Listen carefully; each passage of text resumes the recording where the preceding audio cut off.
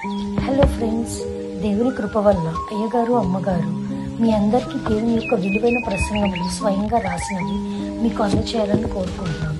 మా పుస్తకంలో సిలువ ధ్యాన ప్రసంగములు 83 ప్రసంగములు, క్రిస్మస్ ప్రసంగములు 50 ప్రసంగములు, బైబిల్లోని స్త్రీల ప్రసంగములు 72 ప్రసంగములు, మోషే సుఖోపవాస ప్రసంగములు 63 ప్రసంగములు. ఈ పుస్తకములు అయ్యగారు అమ్మగారు స్వయంగా రాసినవి మీ అందరికీ అందాలని కోరుకుంటున్నాము. మా పుస్తకములు కావాల్సిన వారు కాంటాక్ట్ అవ్వాల్సిన numbers: Bapatla reverend doctor P Jayapal garu, phone number 9866412025. Guntur doctor P Prasadarao garu, phone number 9413685994 and 9705789407. మా పుస్తకంలో మీరు తీసుకొని చదివి ఆదరణ పొంది దేవుని మహిమపరచాలని కోరుకుంటున్నాము. Don't forget to like the video. Thank you. వాక్యం కొరకు ప్రార్థన చేసుకుందాం. ప్రేమగల మా తండ్రి, దయగల దేవా, ఈ గొప్ప కృపను బట్టి మమ్మల్ని ప్రేమించి ఇదిలోనే మందిరములోనికి రాణించుకుని ఇదిగో నేను స్తుతించుటకు ఆరాధించుటకు ఈ పునరుద్ధాన దినమున మమ్మల్ని బలపరిచిన తండ్రి, ఇదిగో ఇప్పుడు మాతో మాట్లాడి వాక్యం మీద వేస్తున్నాము, నిన్ను వేడుకొని ప్రార్థిస్తున్నాము తండ్రి. ఆమె కూర్చుందాం. జయ జయ యేసు, జయ యేసు, జయ జయ క్రీస్తు, జయ క్రీస్తు, జయ జయ యేసు, జయ యేసు, జయ జయ క్రీస్తు, జయ క్రీస్తు, జయ జయ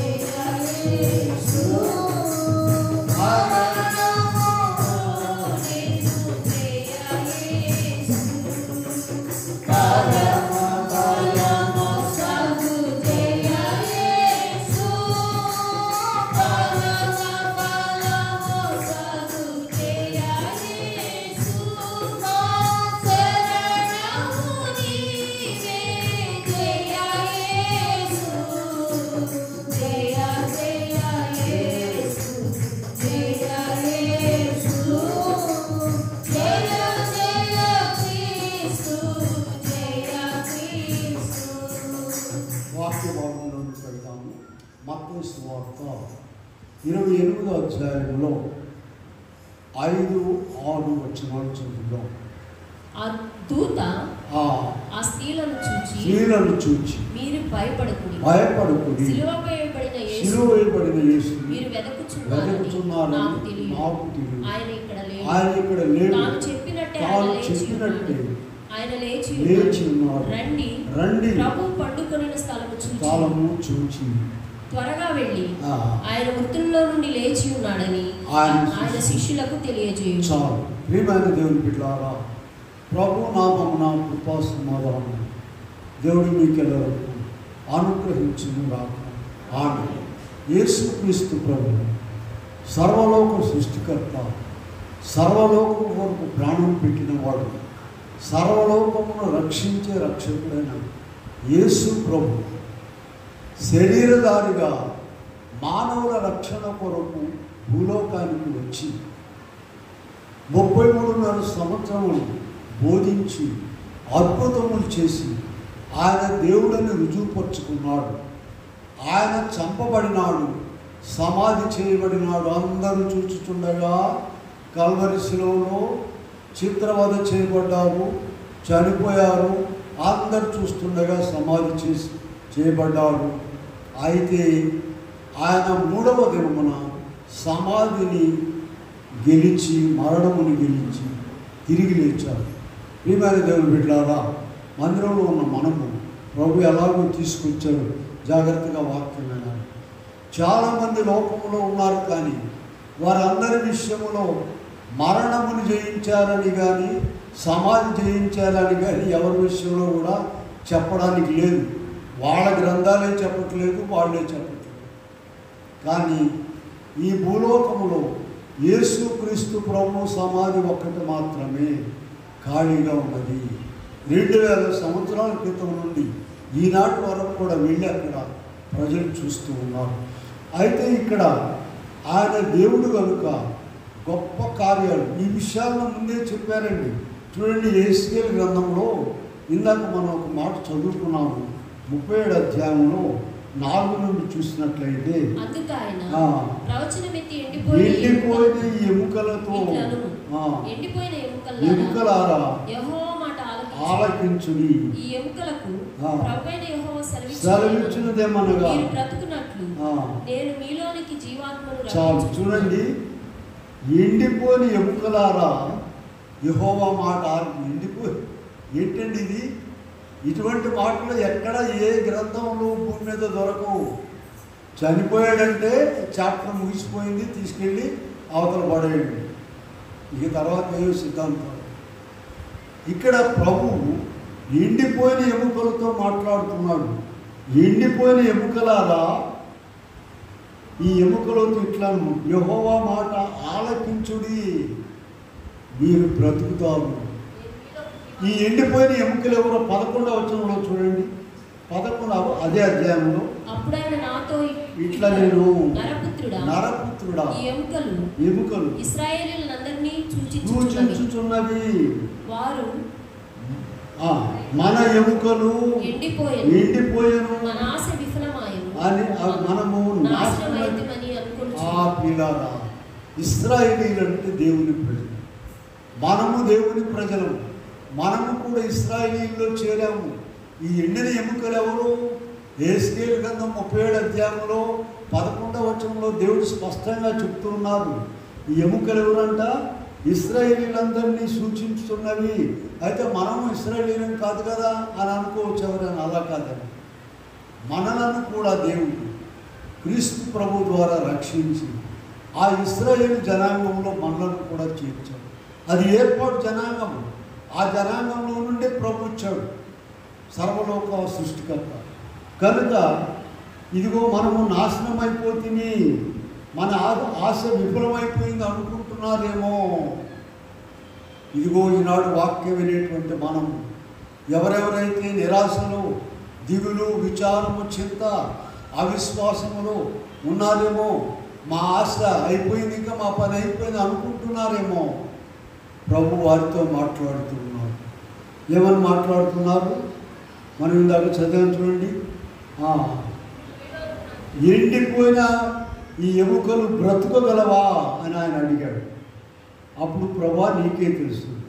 ఈ ఎముకలకు ప్రభు అయిన యెహోవా సెలవిచ్చినదేమనగా 5వ వచనం, మీరు బ్రతుకున్నట్లు.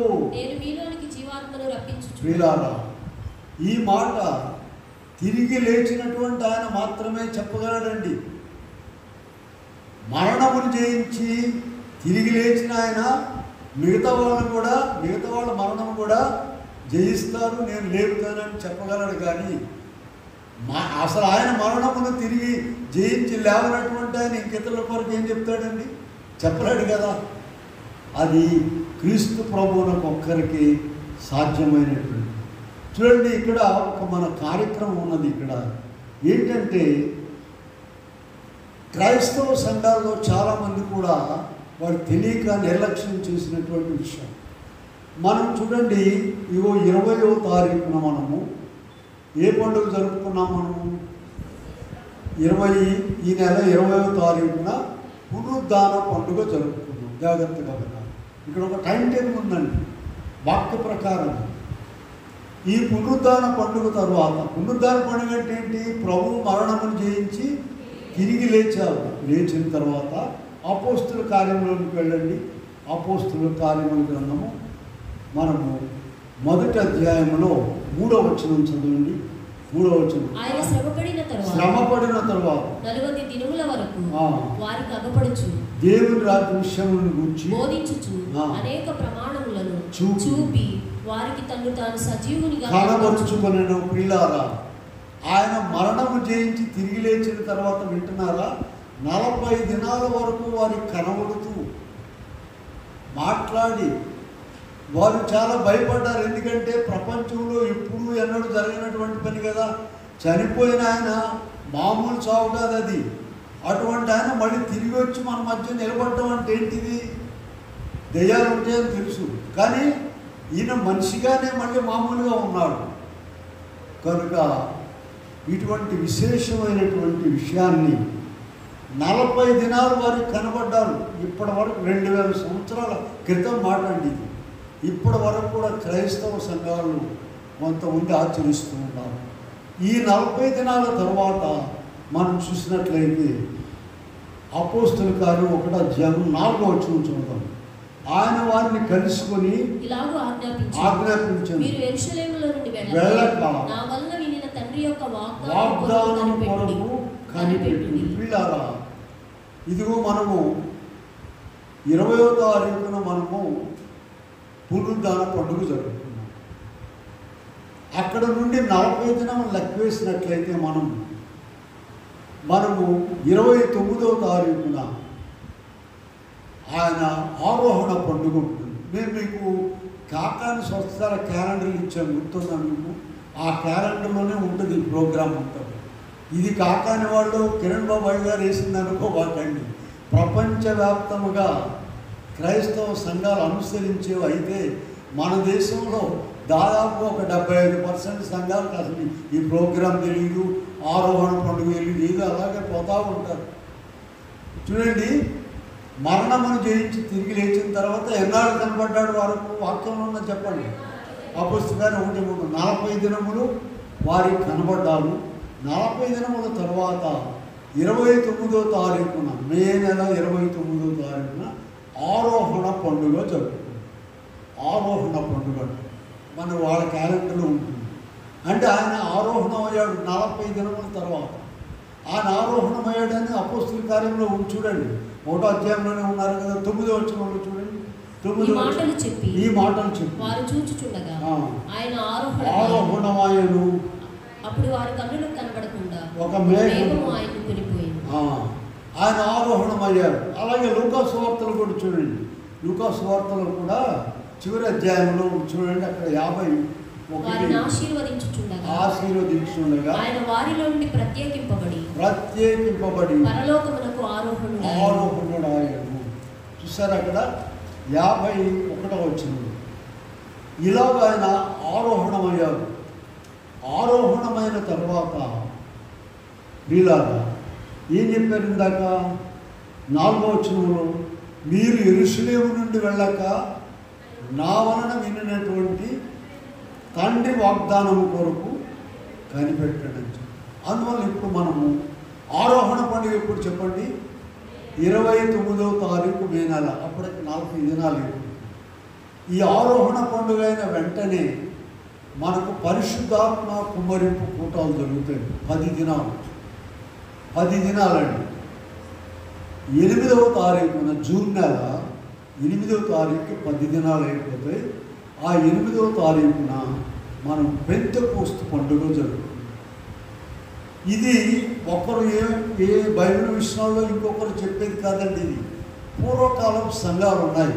లూథర్ మిషను, సిఎస్ఐ, సిఎన్ఐ, ఇటువంటి వాళ్ళు స్ట్రిక్ట్గా ఫాలో అవుతారు. అందరూ ఒకే డేటు, ఒకే పద్ధతి. ఈ శ్రమల దినాలు కూడా ఎప్పుడు ఒకే డేట్లో రావండి. డిసెంబర్ 25 అంటే క్రిస్మస్ పండుగ ఎప్పుడు అదే వస్తుంది. అలా కాదు. దీనికి ఏదో చాలా పెద్ద లెక్క ఉందండి. కనుక మనము 8వ తారీఖు వరకు, జూన్ నెల 8వ తారీఖున మనము పెంతెకోస్తు పండుగ జరుపుకుంటాం. అంటే పరిశుద్ధాత్మ కూటాలు మనకు 10 దినాలు జరుగుతాయి. ఆ తర్వాత జూలై నెల 1 నుండి మనకు మోషే సుఖోపవాస కార్యక్రమాలు. శిలువ ధ్యానాలు ఎలాగో జూలై నెల అంటే ఇప్పుడు 2 నెలల తర్వాత సంగతి చెప్తున్నాం. ఇప్పుడు ముందుగానే మనము సిద్ధపడ్డాలి కనుక ఇటువంటి కార్యక్రమాలన్నీ ప్రభువు సరే వాక్యంలోనికి వద్దాం. మనము యేసుక్రీస్తు ప్రభు దేవుడు కనుక ఆయన జన్మకాలంలో గొప్ప మార్పులు జరిగినాయి. ఆయన యొక్క మరణ సమయమున గొప్ప మార్పులు జరిగినాయి. ప్రపంచంలో ఎవరి విషయంలో కూడా జరగనటువంటి కార్యక్రమాలు జరిగాయి. పరలోకపు దూతలు వచ్చి ఆయన జన్మవార్తను ఎక్కడైనా ఎవరికైనా చెప్పారా? లేదండి. పరలోకం. అందుకనే దైవజనులు ఏమి రాశారంటే ఆ కాలంలో లోకము పరలోకముయ్యాలో ఏకమైపోయే ఉయ్యాలో లోకము పరలోకం ఏకమైపోయే ఉయ్యాలో పరలోక దేవుడు ఉయ్యాలో ధరణిపై ఉయ్యాలో. చాలు ప్రియమైన వాళ్ళారా, ఆ దినాల్లో లోకం పరలోకం ఏమైందంట? ఏకమైపోయింది ఆయన పుట్టినప్పుడు. అలాగే క్రీస్తు ప్రభు చనిపోయినప్పుడు కూడా గొప్ప మార్పులు జరిగినవి. సమస్త సృష్టిని ఆయన మాట ద్వారా కలుగు చేశాడు. చూడండి, ఇక్కడ మనం చూసినట్లయితే మత్తయి సువార్త 7వ అధ్యాయంలో 27వ అధ్యాయంలో మనం చూసాం. యేసు మరలా బిగ్గరగా కేక వేసి దేవాలయపు తెర పై నుండి క్రిందికి బండలు బ్రద్దలాయను. చూసారా? భూమి వణికెను. భూమి వణికిపోయిందట. ఎందుకని? దాని సృష్టికర్త శ్రమపడి చనిపోయినప్పుడు గడగడగడ వణికిపోయిందంటండి. ఇలా ఈ ప్రకృతి మనకు బోధిస్తూ ఉందండి. మానవునికి ఎప్పుడు ప్రకృతికి చూడండి, మనకులాగా కాళ్ళు చేతులు లేవు, చక్కగా బజారు పడి తిరిగి రావడానికి, గాలికి తిరగడానికి. వాటికి ఒక పరిమితి విధించాడు దేవుడు. సూర్యుడు, చంద్రుడు, నక్షత్రాలు, భూమి, వాటికి ఒక పని పెట్టాడు. ఆ పరిధిలోనే అవి ఉంటాయి. చూడండి, 19వ అధ్యాయంలో చూద్దాము. కీర్తన గ్రంథము 19వ అధ్యాయంలో అక్కడ ఏముంటుందంటే ఆకాశములు దేవుని మహిమను వివరించుచున్నవి, అంతరిక్షము ఆయన చేతి పనిని ప్రచురపరచుచున్నది, పగటికి పగలు బోధ చేయుచున్నది, రాత్రికి రాత్రి జ్ఞానము తెలుపుచున్నది. వాటికి భాష లేదు, మాటలు లేవు, వాటి స్వరము వినబడదు. చూసారా? ఊరికే గుడ్డెది చేలో పడినట్టుగా బ్రతికి తిని చావడం కాదండి. ఆకాశములు దేవుని మహిమను వివరించుచున్నవి. నువ్వు ఎప్పుడైనా చూసావా? ఒక్కొక్క గ్రహం ఎంత పెద్దదో, భూగోళం ఎంత పెద్దదో చూసారా? గ్లోబ్లో చూస్తారండి. మీరు చదువుకున్న వాళ్ళ పిల్లలు హై స్కూల్ కాలేజీలో గ్లోబ్ ఎలా ఉంటుందండి? గుండ్రగా ఉంటుంది. ఇండియా పైన ఉన్నట్లయితే అమెరికా ఎక్కడ ఉంటుందండి? అట్టడుగును ఉంటుంది. అమెరికాలోకి వెళ్ళినట్లయితే గ్లోబ్ చూస్తే ఇండియా ఎక్కడ ఉంటుంది? అడుగును ఉంటుంది. మరి ఇంత పెద్ద భూగోళము ఆయన స్థాపించి ఆయన నడిపిస్తున్నాడు. ఆయన మాట మీద. ఆ సృష్టికర్త చనిపోయినప్పుడు ఏమైందంటండి? వాక్యంలో చదవండి మనం. భూమి వణికెను. యోబు గ్రంథంలోనికి వెళ్దాం, కొన్ని విషయాలు చూద్దాం మనం భూమిని గురించి. యోబు గ్రంథంలో మనం చూసినట్లయితే 12వ అధ్యాయంలో 7-8 వచనాలు చదువుదాం. ఆయన మృగములను విచారించుము, అవి నీకు బోధించును. ఆకాశ పక్షులను విచారించుము, అవి నీకు తెలియజేయు. భూమిని గూర్చి ధ్యానించిన ఎడల అది నీకు బోధించు. పిల్లారా, భూమిని గూర్చి ధ్యానించండి. ఒక మనిషిని గురించి కాదు. భూమికి ఏమైనా కాళ్ళు చేతులు ఉన్నాయా? నోరుందా మనల్ని పోట్లాడడానికి? లేదండి. అది దేవుడు చెప్పిన మాట ప్రకారం. మీరు రాత్రికాలం చంద్రుడు కనపడతాడు కదమ్మా, సూర్యోదయ కాలంలో సూర్యాస్తమయ కాలంలో సూర్యుడు కనపడతాడు. భూమి కంటే అనేక కోట్ల రెట్లు పెద్దదిగా ఉన్నటువంటి ఈ గోళాలన్నీ కూడా శూన్యంలో వేలాడుతూ ఉన్నాయండి. ఎక్కడ? శూన్యంలో వేలాడుతూ ఉన్నాయి. వీటికి ఆధారం ఏంటి చెప్పండి? శాస్త్రవేత్తలు వాళ్ళ జీవితకాలం అంతా మొత్తుకొని దానికి ఆధారం ఏంటో చెప్పలేరు వాళ్ళు. కానీ ప్రభు నమ్ముకున్న విశ్వాసం ఒక మాటలో చెప్పగలరు. ఏంటంటే వాటి ఆధారం ఏంటి చెప్పండి? వాటికి దేవుని యొక్క మాట, దేవుని మాటను ఆధారంగా చేసుకుని ఇక్కడ కొంచెంసేపు ధ్యానం చేద్దాం. యోబు 12:7-8 భూమిని గూర్చి ధ్యానించిన ఎడలా అది నీకు 26 అధ్యాయంలోనికి వెళ్ళండి. 26:7 చూద్దాం. యోబు సూర్యమండలం పైన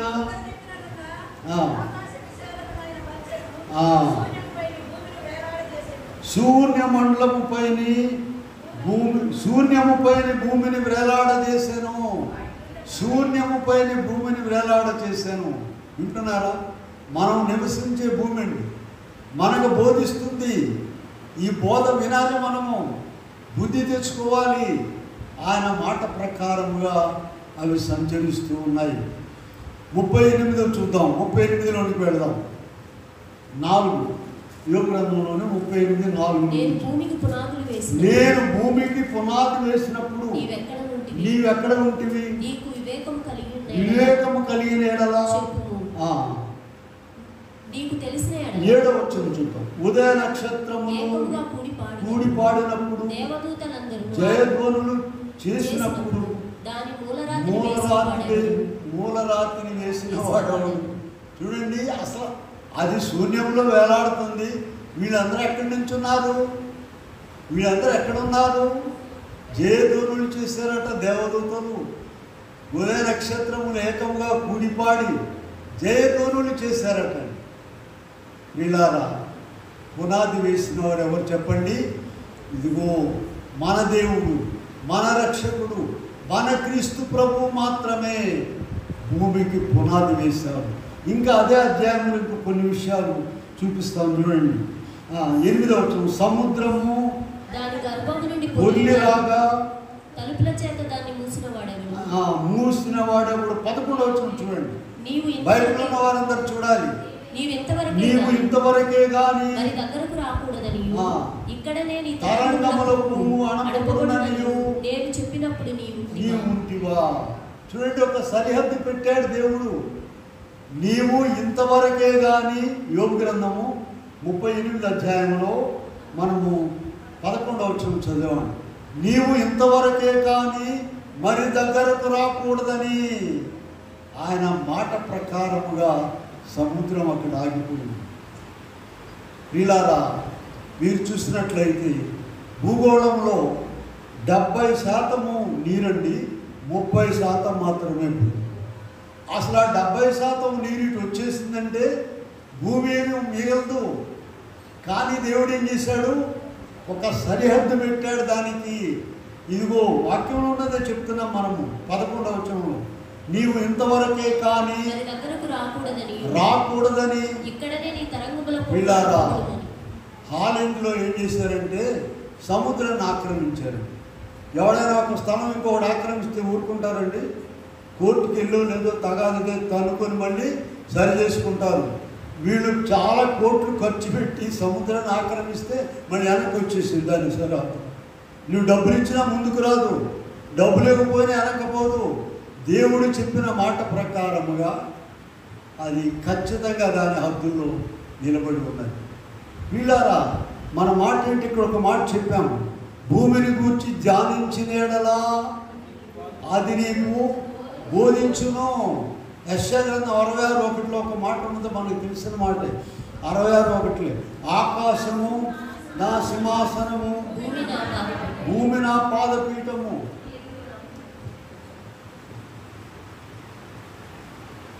మనము నివసించే భూమట ఆయన కాళ్ళు పెట్టుకునే, ఇంగ్లీష్లో ఏముంటుందంటే ఫుట్ స్టూల్ అని ఉంటుంది.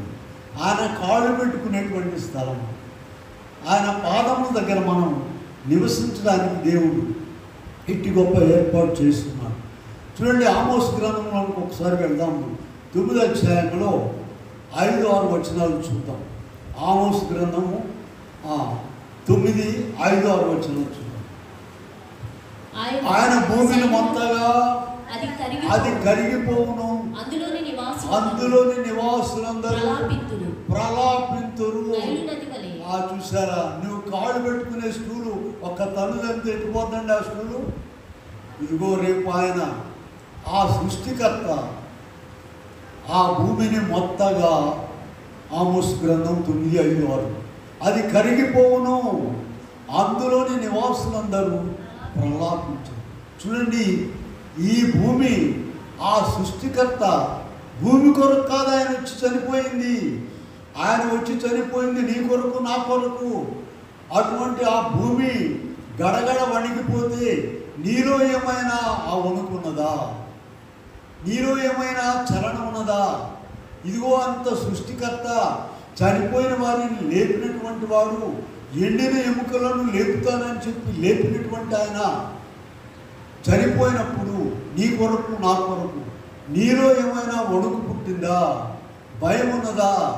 ఎన్నో క్రిస్మస్లు ఆలోచిస్తున్నాము, ఎన్నో శిరోజానాలు జరుపుకుంటున్నాము, ఎన్నో మంచి శుక్రవారాలు జరిపేశాము. మరి ఏమైనా నీలో మార్పు ఉన్నదా? అదే ఇక్కడ మనం పరిశీలించుకోవాలని. ఇంకా ఏమైనా ముందుకు పోతున్నావా నీవు ప్రభు విషయాల్లో అనేది ఆలోచించాలండి. చూడండి, యోబు గ్రంథము 20వ అధ్యాయంలో మనం చూసినట్లయితే 27వ వచనంలో ఒక మాట ఉంటుంది. 20వ అధ్యాయంలో 27వ వచనంలో చూడండి, ఆకాశము వారి దోషములను బయలుపరచును, భూమి వారి మీదికి లేచును. అక్కడక్కడ లేస్తుంది చూసారా, కట్టుకున్న బిల్డింగులన్నీ కూడా కూలిపోతున్నాయి. ఆకాశము వారి దోషమును బయలుపరచును, భూమి వారి మీదికి లేచును. ఇలాగా ఈ భూమి ఆకాశములను మన మీద సాక్షులుగా ఉంచాడు దేవుడు. చూడండి, ద్వితీయోపదేశ కాండంలో చూపిస్తాను. ద్వితీయోపదేశ కాండము 30వ అధ్యాయంలో 19వ వచనం చూడండి. ద్వితీయోపదేశ కాండం 30:19, నేడు జీవమును మరణమును ఆశీర్వాదమును శాపమును నేను నీ ఎదుట ఉంచి భూమి ఆకాశములను సాక్షులుగా పిలుచుచున్నాను. ఈ దినాల్లో గట్టి సాక్షివడం ఉంటే ఆడు కోర్టుకు వెళ్ళే దారిలోనే చంపేస్తున్నారు. వాడిని గట్టి సాక్షివడం ఉంటే కోర్టులో కూడా చంపుతున్నారు. అక్కడ కూడా వీళ్ళ మనుషులు ఉన్నారు కోర్టులో. ఇప్పుడు భూమి ఆకాశమును మన మీద సాక్షులుగా ఉన్నాయి. నువ్వు చంపు, ఎవరు చంపుతావు?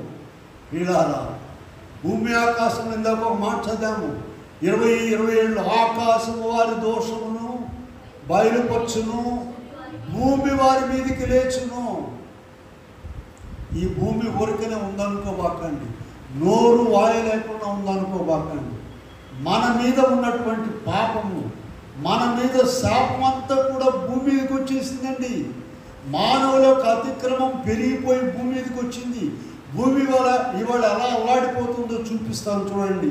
యెషయా గ్రంథం 24లోనికి వెళ్దాం. చూడండి, యెషయా గ్రంథము 24వ అధ్యాయంలో 17 నుండి చూద్దాం. 24:17, భూనివాసి నీ మీదికి భయము వచ్చెను, గుంటయు ఉరియు నీకు తటస్థించెను, తూములు పైకి తీయబడి ఉన్నది. భూమి పునాదులు కంపించు. 19వ వచనం చూడండి, 24:19, భూమి బద్దలైపోచున్నది, భూమి కేవలము తునకలైపోచున్నది, భూమి బహుగా దద్దరిల్లుచున్నది, భూమి మత్తుని వలె కేవలము తూలుచున్నది, పాకవలే ఇటు అటు ఊగుచున్నది, దాని అపరాధము దాని మీద భారముగా ఉన్నది, అది పడి ఇక లేవదు. వీళ్ళారా, భూమి ఎన్నో మనం 1-2 అక్రమాలు చూసి సహించలేమండి. భూమి ఎన్ని అక్రమాలు చూస్తుందో, ఎంత అన్యాయము, ఎంత అక్రమం, ఎంత రక్తం ఓడ్చేస్తున్నారు, ఇవన్నీ కూడా భూమి చూస్తూ ఉన్నది. ఒక దినం ఇవన్నీ కూడా సాక్ష్యముగా అవి చెప్పబోతూ ఉన్నాయి. ఇందాక చెప్పాను కదా, ద్వితీయోపదేశకాండం 30:19 ప్రభు ఏం చెప్పాడు? నేడు జీవమును మరణమును ఆశీర్వాదము శాపమును ఎదుట ఉంచి భూమి ఆకాశములను సాక్షులుగా పిలుచుచున్నాను. మనం ఎక్కడికి పోలేమండి. ఇటువంటి దుర్మార్గతలన్నీ కూడా భరించుచు భూమి కేవలము తునకలైపోవచ్చున్నది, బద్దలైపోవచ్చున్నది, వీళ్ళ దద్దరిల్లుచున్నది, తూలుచున్నది. ఇవన్నీ కూడా గ్రంథంలో వ్రాయబడినటువంటి. కనుక ఇక్కడ మనం చూసినట్లయితే ఈ భూమి 9వ అధ్యాయం చూడండి ఒకసారి, 9:24. భూమి అంటే మన జీవితాల ముందు అన్నీ కూడా ముందే రాసి పెట్టారండి. 9వ అధ్యాయము 24వ వచనం చూద్దాం. యోబులు 9:24 చూడండి.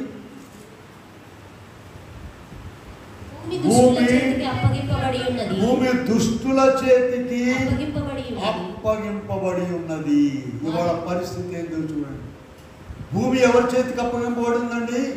దుష్టుల చేతికి అప్పగింపబడి ఉన్నది. వారి న్యాయాధిపతులు మంచి చెడ్డలు గుర్తింపు లేకుండా చేయును. ప్రియులారా, చివరి దినాల్లోకి వచ్చున్నాం మనం. ఇప్పుడు ఇలాగే జరుగుతుంది అనుకోవాకండి. ఎన్నో మార్పులు, భక్తి పెరుగుతుంది ఒక పక్కన, అక్రమం పెరిగిపోతూ ఉన్నది. ఇటువంటి భూమిని గురించి మనము నేర్చుకోవాల్సింది చాలా ఉన్నదండి. ఇంకొక మాట చెప్తాను చూడండి. ఇప్పుడు రోమాపత్రికలోనికి వెళ్దాం మనం. రోమాపత్రికలో మనం చూసినట్లయితే 8వ అధ్యాయంలో ఇందాక చదివాను చూడండి, 19 నుండి. దేవుని కుమారుల ప్రత్యక్షత కొరకు కనిపెట్టుచున్నది. ఏలైనగా విడిపింపబడి దేవుని పిల్లలు పొందబో మహిమగల స్వాతంత్ర్యము పొందుటకు నిరీక్షణ గలదై స్వేచ్ఛగా కాక దానిని లోబర్చిన వారు. చూడండి, ఇక్కడ జాగ్రత్తగా వినాలండి. భూమి ప్రభు రాకడ కొరకు ఎదురు చూస్తుందంటండి. నీకు నాకు బుద్ధి రావడానికి భూమి ఒక బోధ చేస్తుంది. ఆయన రాకడ కొరకు ఎందుకని? ఆయన రాగానే క్రొత్త సృష్టి అయిపోతుంది భూమి. ప్రియులారా చూడండి, దేవుని పిల్లల దేవుని కుమారుల ప్రత్యక్షత కొరకు దేవుని కుమారులు ఎవరో చూపిద్దాం చూడండి.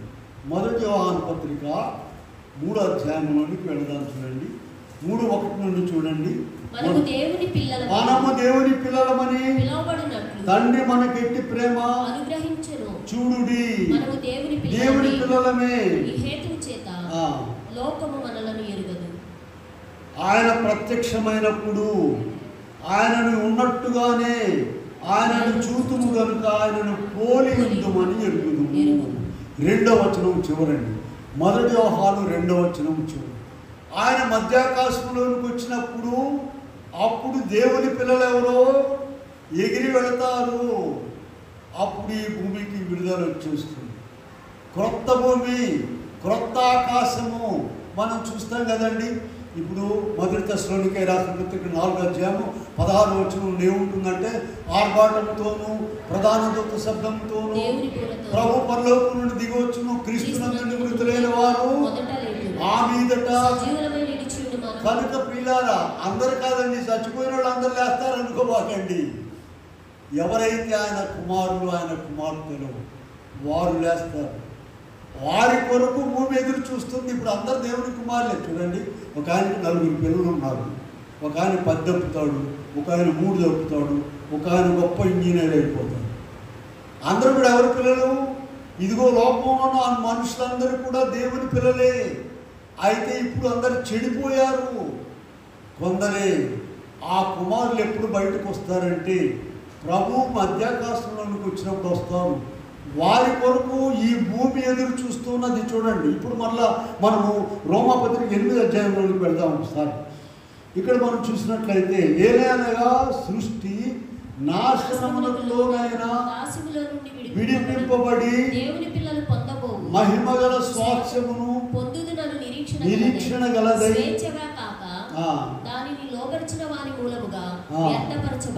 22వ వచనం. సృష్టి యావత్తు ఇది వరకు ఏకగ్రీవముగా మూలుగుచు ఏం చేస్తుందంటండి?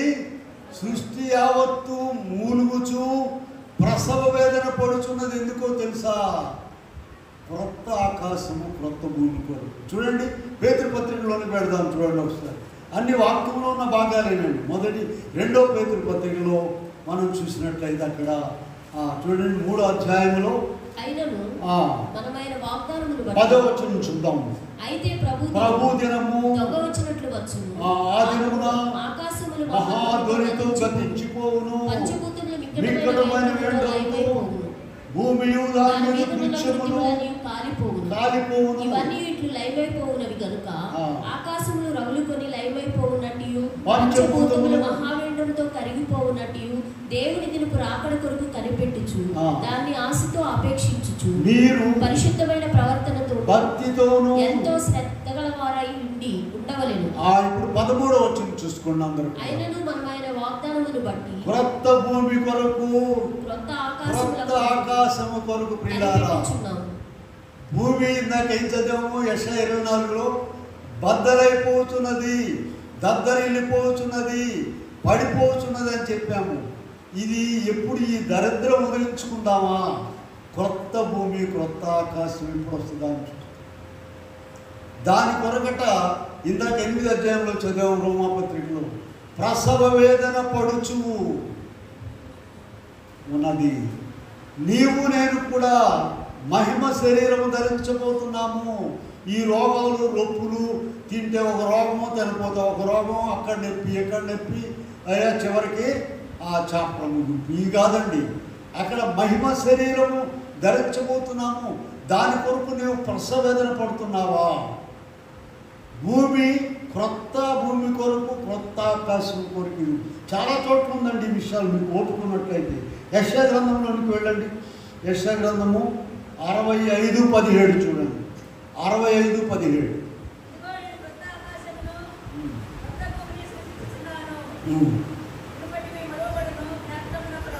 క్రొత్త భూమి క్రొత్త ఆకాశము. చూసారా? యెషయా 66:22 చూడండి. 66:22 కూడా చదవండి. నేను సృజించబోవు క్రొత్త ఆకాశము క్రొత్త భూమి లయము కాక సన్నిధిని నిలుచున్నట్లు. ప్రియులారా, ఆ క్రొత్త భూమి క్రొత్త ఆకాశము కొరకు ఇప్పుడున్న భూమి ప్రసవ వేదన పడుచు ఉన్నదట. నీవు నేను కూడా ఇందాక ఒక మాట చదివామని తెలుసా? 1 తెస్సలోనికే రాసిన పత్రిక 4వ అధ్యాయము 16వ వచనం. ఆర్భాటముతోనూ ప్రధాన దూత శబ్దముతోనూ ప్రభు పరలోకం నుండి దిగవచ్చును, క్రీస్తునందు మృతులైన వారు ఏ శరీరముతో? ఇదిగో మహిమ శరీరముతో లేచి వస్తారు. మనము సజీవమై నిల్చున్న మనము ఈ శరీరంతో కాదండి, రోగాలు నొప్పులున్న ఈ శరీరంతో కాదు, మార్చబడి మహిమ శరీరముతో మార్పు వచ్చేస్తున్నట్టండి. నీవు ఆ మహిమ శరీరము కొరకు భూమి ఎలాగైతే ఆ క్రొత్త భూమి కొరకు ప్రసవేదన పడుచుందో, నీవు కూడా ఆ మహిమ శరీరము కొరకు ప్రసవ వేదన పడాలని భూమి మనకు బోధిస్తుంది. ఇలాగ ఈ శరీరాలు వెళ్ళిపోవండి, గొప్ప మార్పు చూపిద్దాం. చూడండి, మనకు 1 కొరింథీయులకు రాసిన పత్రిక 15వ అధ్యాయంలో చూద్దాం. మనం 1 కొరింథీ 15వ అధ్యాయంలో 51 అలా చూడండి.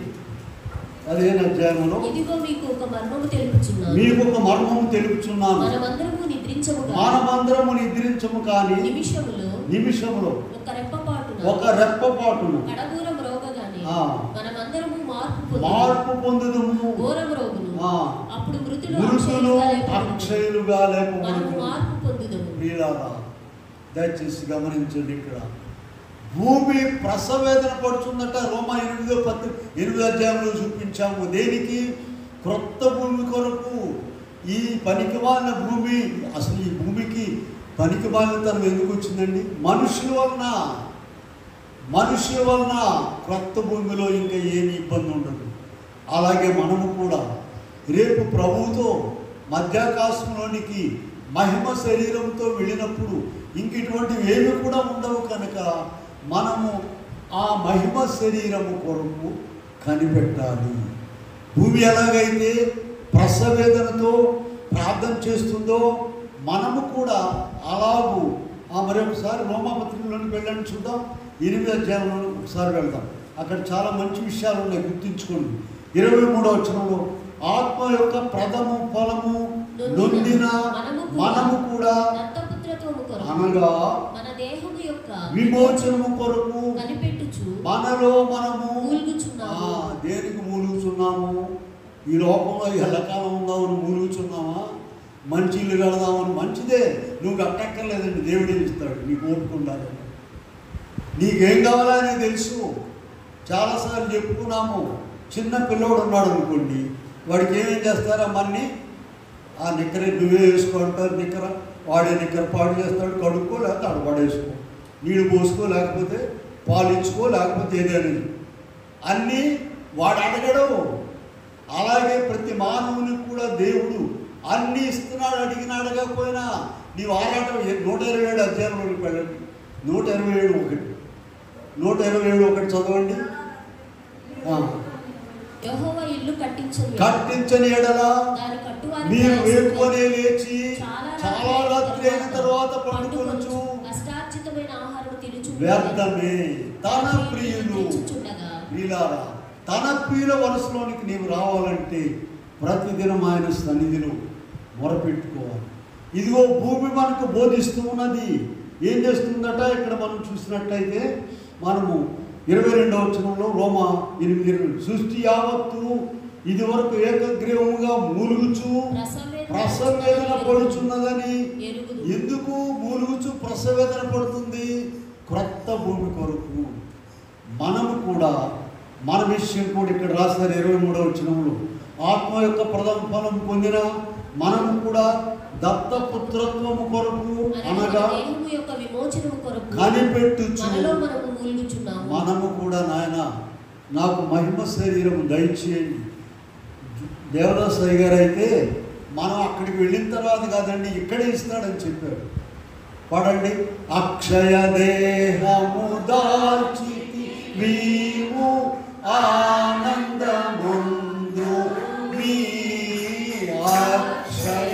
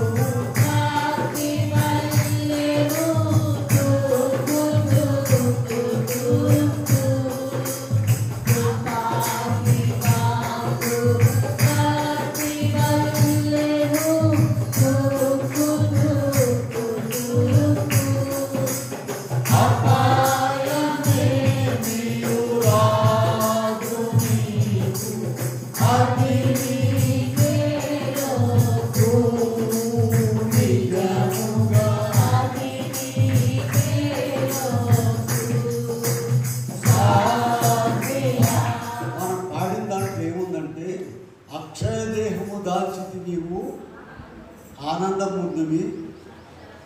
ఎన్ని శ్రమలు అంటామా? ఒకటి వస్తేనే వణికిపోతున్నామంటే మనం ఏ దేహంలో ఉన్నట్టు. 1, 2 వస్తేనే ఊరంతా సొలగా ఉన్న నాకే వచ్చింది ఇందులో బాబు అనుకునేటువంటి నీవు అక్షయ దేహముగా గురించి. ఏ దేహం అండి? రక్త మాంసాల దేహం. దేవుల్లో ఉన్నవారు, నిత్యము దేవునితో గడిపేవారు, దేవుని సన్నిధిలో ఉన్నవారు, దేవుని వాక్యంలో ఆనందించేటువంటి వారు అక్షయ దేహం ధరించి. అది నీకు ఇక్కడే రావాలి. ఇదిగోందాక 1 కొరింథీ పత్రిక 15వ అధ్యాయంలో 51లో ఒక మాట చదివాము. మార్పు పొందుతాం మనం అని. ఆ మార్పు అక్కడ కాదండి, ఇప్పుడే పొందాలి నీవు. అదే ప్రభు సూచన. కనుక ప్రియమైన వాళ్ళారా, మనం ఇంతవరకు ధ్యానం చేసింది ఏంటంటే క్రీస్తు ప్రభువు ప్రాణం విడిచినప్పుడు మత్తయి సువార్త 27వ అధ్యాయంలో 51వ వచనంలో మనం చూసినట్లయితే భూమి వణికెను. బండలేమైనట్టండి? బ్రద్దలైపోయినట్టు. ఇలా సమాధులు తెరవబడి మనుషులట యెరూషలేము దేవాలయంలోనికి వచ్చేసింది. ఎంత శక్తి కలిగినటువంటి దేవుడు చూడండి. కనుక ఇక్కడ ఆయన యొక్క కార్యములను, ఆయన శిలువ మరణమును ధ్యానం చేసేటువంటి మనము ఈ బండలాంటి మన కఠిన హృదయము బద్దలైపోతుందా? అలాగే ఉంటుందా? చూడండి, ఒక సీసాకి బాగా మూత పెట్టేసి సముద్రంలో వేశారట. సంవత్సరం అయినాక తీయండి, దాన్ని నీళ్ళేమైనా చొక్క దిగుతాయా? దిగవు. నీవు కూడా నీ హృదయం అనేటువంటి దాన్ని బండను గట్టిగా పెట్టి నీవు ఎన్ని కూటాలకు వచ్చినా, ఎన్ని ప్రార్థనలు చేసినా మార్పు లేకపోతే ప్రయోజనం ఉంది. ఇదిగో ఇలాగ చెప్పేస్తారు. 3 దినాల మీటింగులు బ్రహ్మాండంగా జరుపుతారు, దంచి పారేస్తారు, ఉపన్యాసాలు మంచిదే. ఇంటికి వెళ్ళి ఏం చేయాలో వాళ్ళకి అర్థం కాదు. ఇంటికి వెళ్ళి ఏం చేయాలో ఇక్కడ చెప్తున్నాం. దైవజనుడు చెప్పిన మాట, నువ్వు ఇంటికి వెళ్ళి 3 పూట్ల ప్రార్థన చేయి. నీకు తెలియకుండానే నీలో మార్పు వస్తుంది. మళ్ళీ ఆదివారం నాడు కూటానికి వచ్చి మళ్ళీ ఎప్పుడండి? ఆదివారం వాక్యం వినేది, బైబిల్ నేర్చేది ఆదివారం నాడు. వీళ్ళారా ఆ దొరకొండ అనే గ్రామంలో నుండి పండగ మమ్మల్ని పిలిచారండి. ఈస్టర్ పండుగ అసలు పెద్ద పెద్ద పట్టు చీరలు కట్టుకుని బైబిళ్ళు వేసిపోతున్నాయి, బంగారం బైబిళ్ళు అన్నట్టు. ఆ వాక్యం చెప్పిన వాక్యం మేమే ముందు తీస్తున్నాం, మేమే ముందు చదువుతున్నాం. ఈ కాలేజీకి వెళితే తెల్లారి నేను అక్కడ ప్రిన్సిపల్గా పనిచేసానండి. వాళ్ళందరూ ఏంటంటే వాక్యం మీరే ముందు చదువుతున్నారు, అలా తీస్తేగా బైబిల్ బాగా తీస్తే మళ్ళీ ఏమి విరిగిపోద్దు, ఏమైపోద్దు. మళ్ళీ ఆ తాతల తండ్రులు పిల్లలు కూడా ఉండాలంట. బైబిల్ చక్కగా ఖరీదైన బైబిల్ కొనుక్కొని వీళ్ళారా మేము ఇప్పుడు ఒక 60 డజన్ బైబిల్ పోయినాయండి. ముక్కలు అయిపోయినాక అవతల పెట్టి ఇంకో బైబిల్ తీసుకుంటాం. వీళ్ళారా వాక్యం ఉంది ఎందుకు? చదవడానికండి, దాచిపెట్టుకోవడానికి కాదు. వీళ్ళారా వాక్యం ఎంత చదివితే నీ ఇంట్లో నీలో ఉన్న దెయ్యాలు వెళ్ళిపోతాయి. బైబిల్ తెరవగానే వెళ్ళిపోతుంది. దెయ్యాలు ఇంట్లోనే ఉంటాయి తెలుసా మీకు? సైలెంట్ దెయ్యాలు ఉంటాయి, ఇంట్లో ఒంట్లో ఉంటాయి. అవి ఏం చేయవు, బైబిల్ తెరవగానే ఊరుకోవి, ఆపు ఆపు ఆపు అంటారు. సరేనేమో ఆపుతాం. ఆపి ఏం చేయమంటే కూర్చో అంతవరకు, కానీ బైబిల్ చదువుతాం. మీరు ఏదైనా పేపర్ తీసుకో, అక్కడ క్రిస్టియన్పేటలో వాక్యం చెప్తాను ఒక ఆమె ఉందండి, నిజమేనయ్యా పొద్దున్న చదివింది కాక న్యూస్ పేపర్ మళ్ళీ రాత్రి కూడా ఉందామని అని చూస్తాను. నేను బైబిల్ మాత్రం తీయట్లేదని ఒక టీచర్ గారు నాకు పర్సనల్ గురించి చెప్పారు. న్యూస్ పేపర్లో పొద్దున అయిపోయింది, ఒకసారి మధ్యాహ్నం అయిపోయిందో, రాత్రి ఇంకేమైనా చెత్త చెదారం మిగిలిందేమో మన నెత్తినేసుకోవడానికి, మళ్ళీ రాత్రి కూడా ఆ పేపర్. మీరు అలా బైబిల్ సంగతి ఏంటి? ఇది దేవుని మాట. నీవు ఎంత చదివితే నీ ఇంట్లో వెలుగు నిండిపోద్ది. అండర్లైన్ చేసి పెట్టు. నీవెంత ప్రార్థన చేస్తే నీకంత అక్కడ దేవుడు గొప్ప దీవెనిస్తాడు. ఈ 2 విషయాలు మర్చిపోతున్నారు. కనుక ఇక్కడ మనం చూస్తే బండలు ఏమైపోయినాయండి?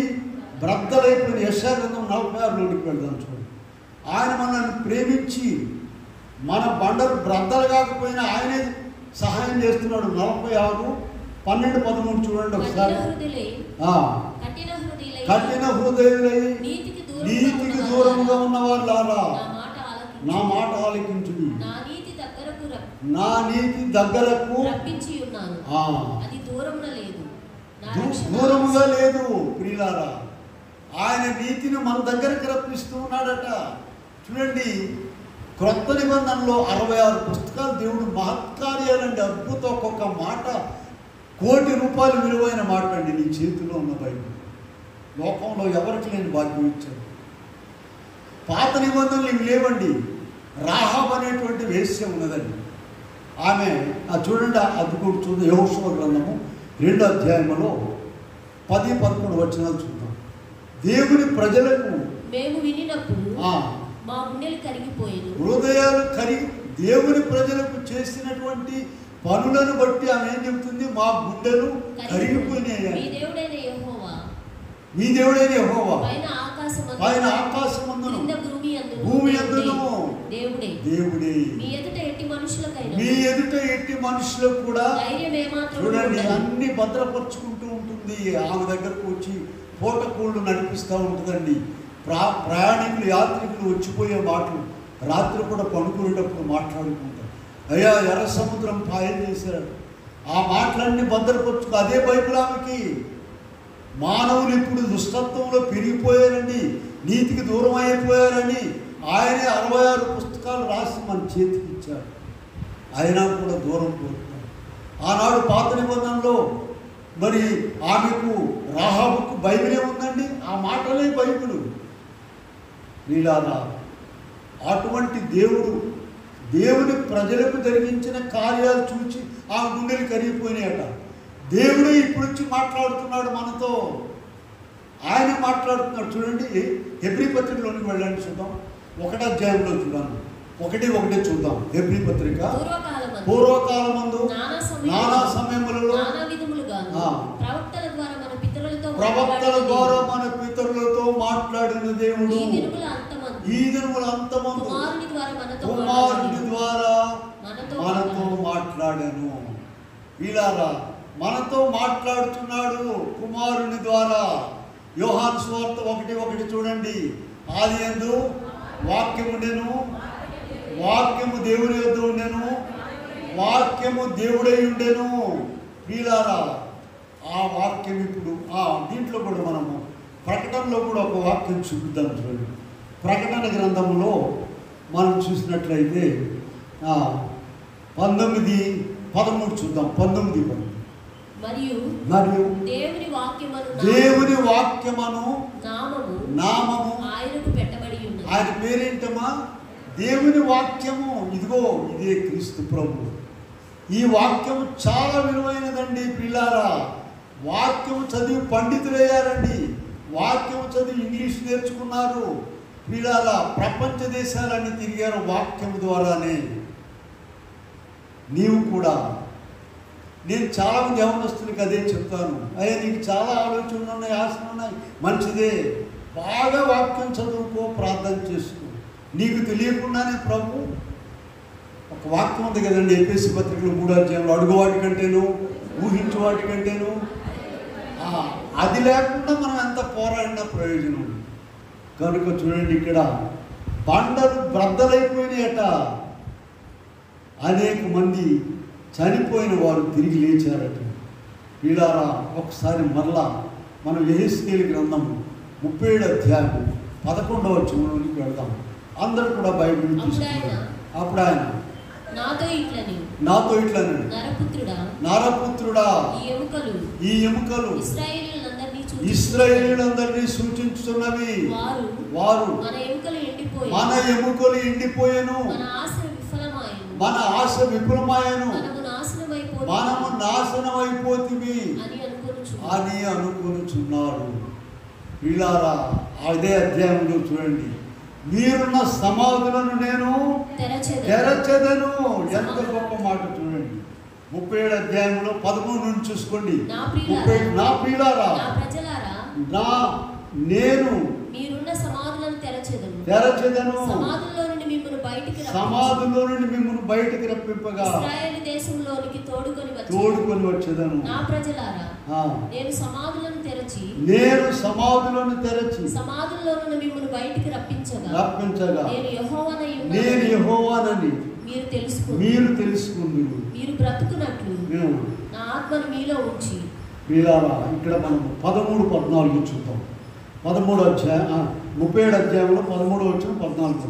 నా ప్రజలారా, నేను సమాధులను తెరచి రప్పించగా మీరు తెలుసుకుందురు. బ్రతుకున్నట్లు ఉంచి యెహోవానగు నేను మాట ఇచ్చి దానిని మీరు తెలుసుకుందురు. ఆయన ఒక మాట ఇచ్చాడు. మీ సమాధులను, అసలు సమాధులను తెలుస్తాననేవాడు ఎవరండి? నిజమే, ఆయన సమాజంగా చూసుకోవాలిగా. ఎవరైనా ఈ మాట చెప్పిన వారు భూమి మీద ఉన్నారా? ఇదిగని చెప్పలేదమ్మా. ఆయన సమాజానికి ఆయనకి ఇది. ఆయన లెగవలేకుండా ఇంకో లేపుతారా? కూర్చుని లెగవలేనాడు ఎవడు నన్ను లేపుతాడమ్మా? వీళ్ళారా, ఆయన లేచాడు, మనల్ని లేపుతాడు. ఇటువంటి నిరీక్షణ మనకు కలిగి. అయితే నేను చాలాసార్లు మీకు చెప్పాను ఒక మాట. చాలా చిట్కాలు ఉన్నాయండి. దేవుని శక్తి లేకుండా, దేవుని కృప లేకుండా ఏమీ పొందలేమండి. మనం 24 గంటలు ప్రార్థన చేస్తేనే, ప్రియులారా, మేమిద్దరం కూడా వివాహమైన దగ్గర నుంచి 3 పూట్ల ప్రార్థన చేస్తామండి. 2 జిల్లాలు దాటి వెళ్ళినా సరే 2 పూట్ల ప్రార్థన చేస్తాము. సెలవు దినం వచ్చిందంటే ప్రార్థన చేస్తాము. ఒకసారి ఏమనుకున్నా అంటే, మేము నలుగురం కూడా 7 గంటలు ప్రార్థన చేస్తారు కదా బైబిల్ విషయంలో, మనం ఎందుకు చేయకూడదు? ఆ సెలవు కొరకు ఎదురు చూస్తున్నాం. వచ్చేసింది ఒక సెలవు, వాళ్ళకి సెలవు, మాకు సెలవు. 7 గంటలు ప్రార్థన చేశాము ప్రియులారా. నేను డైరీలో రాసాయి. నాకు అప్పుడప్పుడు అనుమానం, 7 గంటలు ఏమేం చేశామబ్బా అని. పుస్తకం తీస్తే దాంట్లో ఉంటుంది ప్రతి నిమిషము కూడా. ప్రియులారా, ప్రార్థన చేయండి, మిగతా ప్రయత్నాలు చేయండి, తప్పదు, ప్రభు ఇస్తారు, చేయాల్సిందే. కానీ ప్రార్థన ద్వారా, వాక్యజ్ఞానం ద్వారా గొప్ప కార్యాలు ప్రభు చేస్తారు. ఆ 2 దేవుడు మనకి ఇచ్చారు. వాటిని మనం మర్చిపోకూడదు. వాటిని పక్కన పెట్టి ఇంకేదో ఏదో శూన్యంలో 127వ అధ్యాయంలో ఇప్పుడు చదివాం కదా, నీరు వేకువనే లేచి చాలా రాత్రి అయిన తర్వాత పండుకొనుచు కష్టార్జితమైన ఆహారము వ్యర్థమే. తన ప్రియులు ఏం చేస్తున్నారంటమ్మా? గుంజీలు తెస్తున్నారా, లేకపోతే పెద్ద గంపలు మోస్తున్నారా? నిద్రించుచుండగా ఆ వరసలోనికి మనం వెళ్ళాలి. అందుకే ఇక్కడ దేవుడు ఛాలెంజ్గా చెప్తున్నాడు తన ప్రజలకు. యెహెజ్కేలు 37 పాత నిబంధనలోని అది లోకానికి రాకముందే చెప్పేశాడు. 13-14 వచనాల్లో, నేను మీ సమాధులను తెరచి మిమ్మల్ని బయటకు రప్పిస్తాను. ఛాలెంజ్ ఎవరు కూడా చేయలేనటువంటి పని. అయితే మనము మన 2 రకాలండి. మరణం ఎప్పుడు చెప్తుంటారు, మీకు గుర్తుంది కదా. ఇప్పుడు మనందరం బతుకున్నాం అనుకోబాకండి. ఏమ్మా, చనిపోయిన వారు ఉన్నారు తెలుసా? మత్తయి సువార్త 8వ అధ్యాయం ఉన్నారు చూడండి. చాలాసార్లు చెప్పాను మీకు ఈ మాట. 8వ అధ్యాయము 21, 22 వచనాలు ఒకసారి చూడండి. ఒక ఆయన యేసు ప్రభు శిష్యుల్లో ఒక ఆయన ఏమన్నాడంటే, అయ్యా మా తండ్రి చనిపోయాడు, పాతిపెట్టి వస్తానని చెప్పాడు. ప్రభు ఏం చెప్పాడు? నువ్వు వెళ్ళొద్దు, నన్ను వెంబడించుము, మృతులు తమ మృతులను. ప్రియులారా, అన్నీ తెలిసి వాక్యం చదవని వాళ్ళు, ఆదివారం నాడు ఇంటికాడ పడుకుని ఉండేవాళ్ళు చచ్చిపోయిన వాళ్ళ కింద లెక్క. ఇలా అదేందండి, ఎక్కడ రాసిందా మాట? చూపిస్తాను చూడండి. 1 యోహాను పత్రికలో మనం చూద్దాము. ఆ 3వ అధ్యాయంలో, 1 యోహాను 3వ అధ్యాయంలో 4వ వచనం చదవండి. అక్కడ పాపము చేయు ప్రతివాడు ఆజ్ఞను అతిక్రమించును, ఆజ్ఞాతిక్రమమే పాపము. పదార్థంలోనికి వెళదాం. విశ్రాంతి దినమును పరిశుద్ధముగా ఆచరించుటకు జ్ఞాపకం ఉంచుకున్నాము. ఆ విశ్రాంతి దినం వెళ్ళినటువంటి వాడు, నువ్వు ఎవరైనా సరే, డైరెక్టర్ కావచ్చు, లేకపోతే ఇంకొక ఆయన కావచ్చు, మరణించినటువంటి వాడు. కనుక ఈ సమాధుల్లో ఉన్నవాళ్ళు 2 రకాలు ఉన్నారండి. అక్షరార్థంలో సమాధిలో ఉన్నవారు, ఇంకొకరేమో ఆత్మీయార్థంలో బాగా పళ్ళాలు తిరుగుతూ సమాధిలో ఉన్నారు, చచ్చిపోయిన వాళ్ళ కింద. సార్ది సంఘంతో ప్రభు చెప్పారు కదా, ప్రకటన గ్రంథం 3వ అధ్యాయము 1వ వచనంలో, జీవించుచున్నావన్న పేరు ఉన్నది కానీ. ఇప్పుడు ఈ మాటలు మనం పరిశీలించుకోవాలి.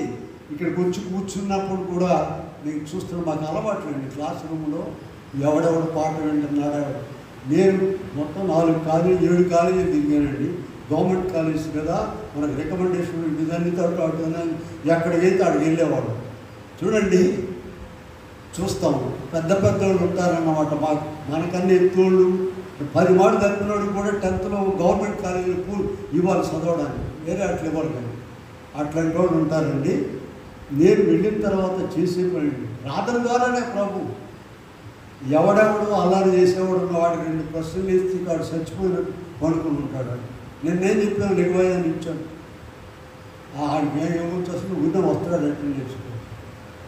వీళ్ళారా అలాగే ఇప్పుడు ఇక్కడ మాట చెప్తాను, ఎవరెవరు వాక్యం వింటలేదు, ఎవరెవరు వేరే ఆనందిస్తున్నారో ఒకటి తెలిసి ఇక్కడ కనబడుతుంది. కానీ వాళ్ళు మాట్లాడకూడదు. అమ్మో చాలా పవర్ఫుల్గా ఉంటారు. ఒక మనిషి లేచి వెళ్ళనివ్వండి, వాక్యం వరకు పెట్టి వాళ్ళమ్మ పొద్దాలు చూసే మనిషి అయినా ఏం చీర కట్టుకుందో ఎక్కడో నిన్నటికి వాళ్ళు ఆమె తేడా వచ్చిందేమో రంగులు ఆమె చూడడమే సరిపోయాయి. న్యాయమైన మాట నేను మాట్లాడుతున్నాను. ఒక మనిషి లేచి వెళ్ళనివ్వండి, ఎంతమంది చూస్తుంది. అందుకని బాగా పరిచయం ఉన్న మాస్టర్ గారు ఏమన్నాడంటే, ఒకడు హై స్కూల్లో ఒకడు లేటుకు వచ్చాడండి. లేటుకు వస్తే ఒక అమ్మాయి పాపం అదే పనిగాడు ఆడు ఇచ్చినాక ఏమే ఆడు నచ్చాడంటే నీకు వాడు వాకిలి కాడ నుంచి నా కాడ నుంచి చూస్తానే ఉంటారే సచ్చిందన్నమాట. పరుగు ఎందుకు తెలీదు, తెలియకే ఆ పని అంటే వచ్చాడు గడ్డిని అనేదాకా ఉండాలి, అక్కడే పర్మిషన్ తీసుకుని రావాలి. మనం చచ్చినట్టే రావచ్చు పోవచ్చు అనుకోండి. దాని లోపలికి రమ్మనేదాకా నిల్చుని ఉన్నాడు. ఈ అమ్మాయి పాట కనుక నాడేం చేయలేదు, తప్పుగా కాదు, తెలియదు, అమాయకంగా. ఇక మాస్టర్ గారు ఏం చేశాడంటే, ఇక ఆడు వచ్చి కూర్చున్నాక దాని నుంచి చూపించాము. వాడు నచ్చాడా నీకు, వాడు వచ్చిన కాడు ఆడేం చదువుతున్నాము. పిల్లారా ఇట్లా ఇది క్లాస్ రూమ్ కాదు, మనం ఎటైనా చూడవచ్చు, అసలు వినకుండానే ఉండవచ్చు. వీఆర్ అట్ లిబర్టీ, మనకి దేవుడు అంతా స్వేచ్ఛ ఇచ్చాడు. కానీ అలా ఉండొద్దు పిల్లారా. దేవుని వాక్యం విలువైనది, బలమైనది, బహు జాగ్రత్తగా ఉండాలి. అజాగ్రత్తగా ఉండేవాళ్ళు చాలామంది ఉన్నారు. మీకు లిస్ట్ కావాలంటే నేను ఇస్తాను రహస్యంగా. రండి, వాక్యం అన్నవాళ్ళు ఆనందిస్తుంటారు, వేరే ఆనందం. కాసేపు నీళ్ళు అయిపోతుంది కదా, అయిపోతే వెళ్తాం, భోజనం చేస్తాం, ఇంటికి పోతాం. అలా కాదండి, వాక్యం జాగ్రత్తగా పట్టుకోవాలి. మరియమ్మ పని ఏంటి చెప్పండి? మరియమ్మ ఏం చేసింది? అన్నీ కూడా హృదయంలో భద్రపరుచుకున్నది. అది క్రిస్మస్ కాలంలో ప్రసంగం, ఇప్పుడు ఆ సంగతి డిసెంబర్లో చూద్దాం. అలా కాదు. కనుక వాక్యము వీలాలి. కనుక ఇప్పుడు దేవుని ప్రజలైన వారు ఏమనుకుంటున్నారని ఒక మాట చదివి మనం ముగించుకున్నాం. ఎహెజ్కేలు గ్రంథం 37వ అధ్యాయము. దేవుని ప్రజలు ఏమనుకుంటున్నారంటే, మన ఎముకలు ఎండిపోయినవి, మన ఆశ విఫలమైంది అని అనుకుంటున్నారు. కానీ ప్రభు గ్యారంటీ ఇస్తున్నారు. అయితే మనం ప్రభువులో ఉండాలి. ప్రతిదినము కూడా ఒకటే చిట్కా చెప్పాను మీకు నేను. 2 పూటలు ఏం చేయాలమ్మా? ప్రార్థనలో ఉండండి, ప్రభువుకి అప్పగించండి, ప్రభువుని అడగండి. ప్రభు అనేక వాగ్దానాలు చెప్పారు.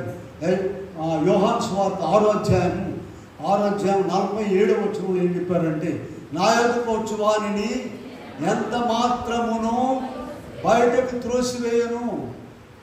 ప్రియులారా 14 చూడండి. యోహాను 14 మీరు నా నామమున ఏమి అడిగినాను నేను చేతును. ఏమి అడిగినా సరే. యోహాను సువార్త 18 చూడండి. 14 తర్వాత యోహాను సువార్త 14. మిమ్మును అనాథులనుగా. ఎవరు చెప్పిన మాటలు ఇవి? ప్రభు చెప్పినవి. అయితే మనము వాటి నెరవేర్పులో ఉండాలి. వాటిని నెరవేర్చుకోవడానికి ఆయన సన్నిధిలో పట్టుబట్టి ప్రార్థించినట్లయితే ప్రభు నీకు కావాల్సిన నీ దగ్గర తెస్తాడు. నువ్వు పరిగెత్తుకోనక్కర్లేదండి. నీవు ఇంట్లో ప్రార్థన చేసుకున్నట్లయితే, పట్టుదలగా ప్రార్థన చేసినట్లయితే ప్రభు నీ దగ్గరకు అన్నీ కూడా తీసుకొస్తాడు. ఇదిగో నీ ఎముకలు ఎండిపోయినా సరే, మరణించినా సరే, సమాధిలో ఉన్నా సరే, ప్రభు నిన్ను పైకి లేపి మహిమ శరీరం ధరింపచేస్తాడు. మధ్యాకాశంలోనికి నన్ను కూడా ఆకర్షిస్తాడు.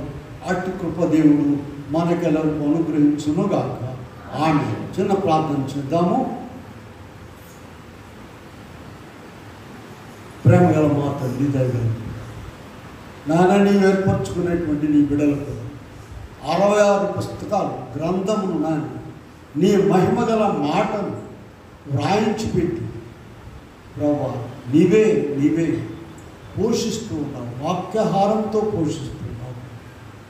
ఈ మాటను విలువైన మాట, భూమి ఆకాశములు గతించును కానీ నా మాటలు ఎంత మాత్రం గతింపవని చెప్పినటువంటి విలువైన మాటలు. అందుకే దైవజనులు రాశారు, భూమి ఆకాశముల కంటేను వెండి బంగారముల కంటేను గొప్పదానముంది నీ గ్రంథమును మాకు దయచేసినావు. కాబట్టి నీకు అనేక కృతజ్ఞత స్తోత్రములను నిన్ను స్తుతించారు.